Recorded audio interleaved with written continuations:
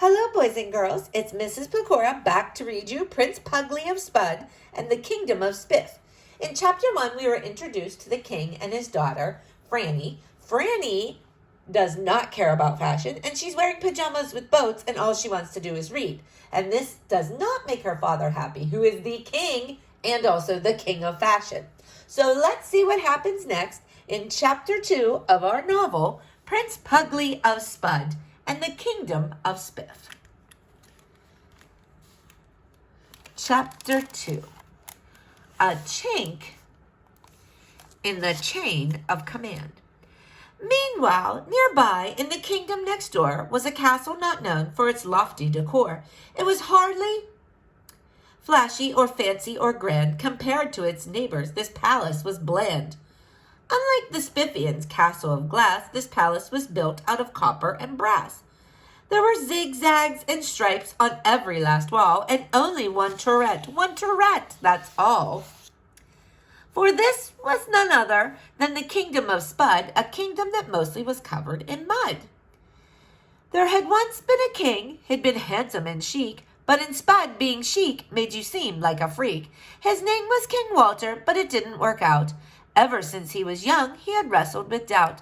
After all, the Spudlian manner of dress was perhaps best described as willful excess. For instance, their wigs were all ropey and rough, like violent volcanic eruptions of fluff. In Spiff, every hairpiece was natty and neat, while in Spud, they seemed to be scraped off the street. On their scalps, it looked like a jungle had bloomed, but that's how they like it. It's how they were groomed. So too with their clothes, they could never be missed, for a Spudlian outfit would often consist of polka dot trousers, a checkered chemise with tiger print patches on the elbows and knees. That was Spudlian clothing, so garish, so loud, but they liked it that way. In fact, they were proud. Although some might call it grotesque or absurd, it was simply what Spudlian people preferred. To them it was stylish, it was simply the trend, we'll call it eccentric, so as not to offend. Yet somehow the king thought this fashion was bad, with his people in paisley and bright yellow plaid. He began to suspect that he didn't belong, that being a Spud, well, it felt simply wrong. He believed this was true in his bones, in his blood, so he went to consult with the shaman of Spud. Ah, yes, the shaman, that preacher of peace, in his billowy bell-bottom breeches of fleece, with his glasses as thick as the base of a jar, with the lens for each eye in the shape of a star. With his bristling goatee, his flowery robes, the jingle of earrings on both of his lobes, his dreadlocks that hung like strings on a mop, and his fluffy red turban with a daisy on top. The shaman of Spud was a mystic, a seer. He lived in a hut to the palace's rear, subsisting on nothing but yogurt and rice, which is why you went there when you needed advice. Shaman, said the king, stepping into the hut, I got this bad feeling deep down in my gut. He explained how he felt with a pitiful pout. I just don't fit in. I'm the oddest man out. The problem is simple. I can't stand my clothes. They certainly aren't the ones I would have chose. I want something royal, something worthy of praise. Have you seen what they're wearing in Spiff nowadays? Fashion with elegance. Glamour and glitz, fashion that matches and actually fits. There's nothing like us. Our clothes are a sham. This kingdom would fail any fashion exam. I'm serious, shaman. This kingdom would flunk. Surely you've noticed we've dressed like we're drunk. All the while, as King Walter continued to gripe, the shaman just sat there and puffed on his pipe. Then when King Walter's complaints were complete, the shaman of Spud floated up to his feet. Dude, said the shaman, you gotta relax. You're the king of the Spuds, and those are the facts. Do you know what it means to be Spudly, my man? It means you dress up just as wild as you can. Look at me here. Check out these threads. I looked good from my shoes to my velvety dreads. These clothes are not clothes. These clothes are an art. We Spuds wear 'em wild. It's what sets us apart. Our Spudlian duds are the grooviest rags. We got checkers and polka dots, ziggles and zags. To be Spudly, my man, it means crazy with zest. Dude, it's how Spudly and people look best. Having finished his speech full of bluster and hype, the shaman sank back to the floor with his pipe. To King Walter, however, the shaman's advice wasn't very much help. It would never suffice to make him feel better or any less tense. To him, the whole speech hadn't made any sense. Thanks, said the king, backing out of the hut. In his mind, he was thinking, that shaman's a nut. The very next morning, in the faintness of dawn, King Walter walked out of the palace's lawn.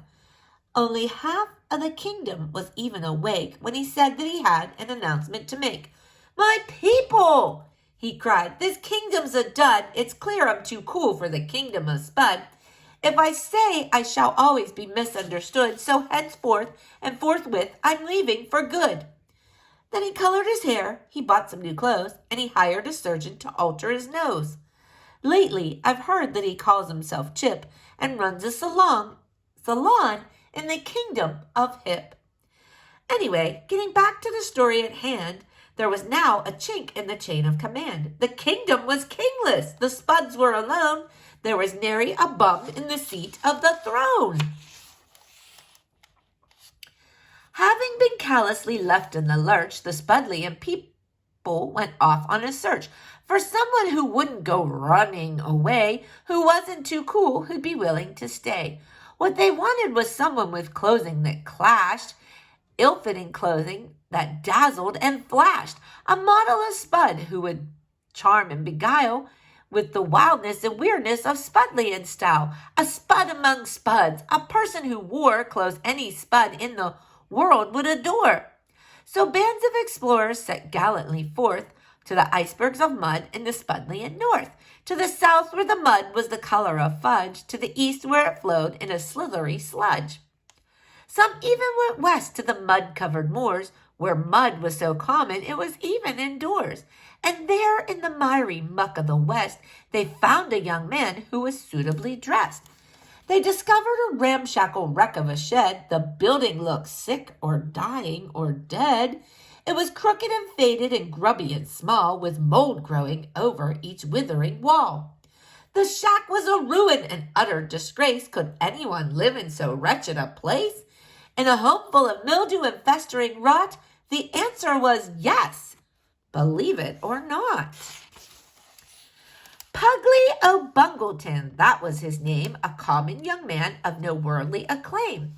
When he answered the door, every Spud felt a chill. They stood there just staring, they stood very still. They knew by his shirt, they knew by his pants, they knew in an instant with only a glance, he's perfect! They thought, it's just as we planned. He's the Spudliest dresser in all of the land. And so they just stood there agape and aghast. It was clear they had found their new leader at last. Indeed, it was true. This boy was ideal. He had just the right sort of unstylish appeal. To be frank, his clothing was rather a fright. His socks were too loose, yet his sleeves were too tight. And the colors! So many had come to collide. It looked like a beautiful rainbow had dyed. These colors were wild. He looked like a clown, orange and purple and yellow and brown. The explorers, however, were duly impressed.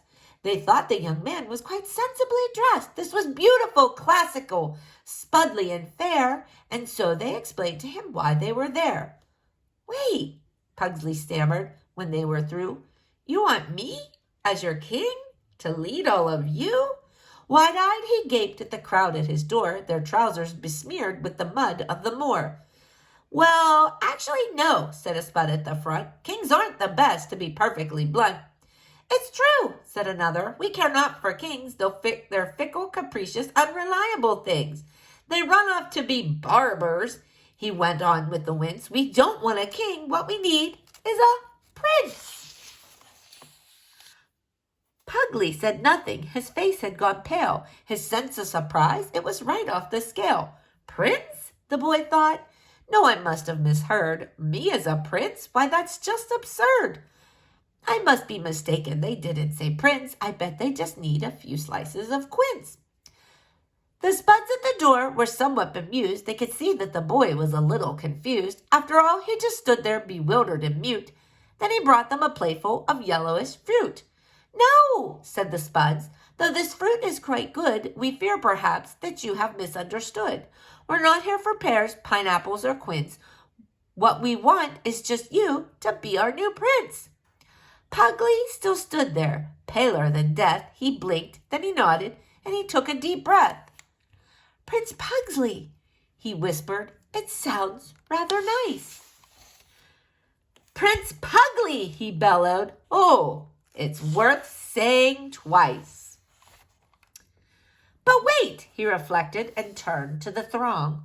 Would you mind if I brought my great-granny along?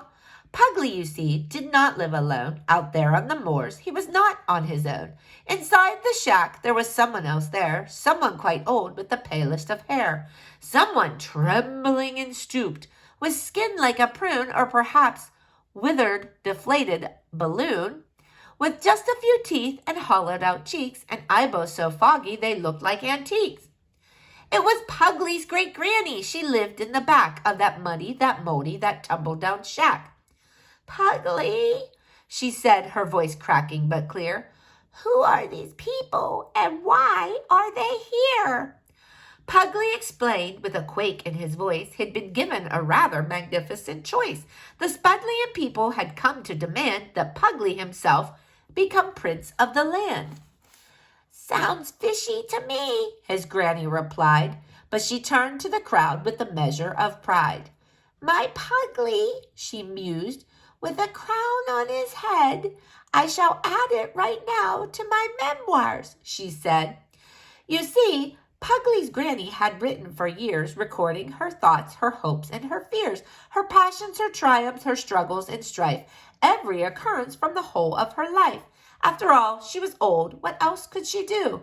You might want to write down your memories, too.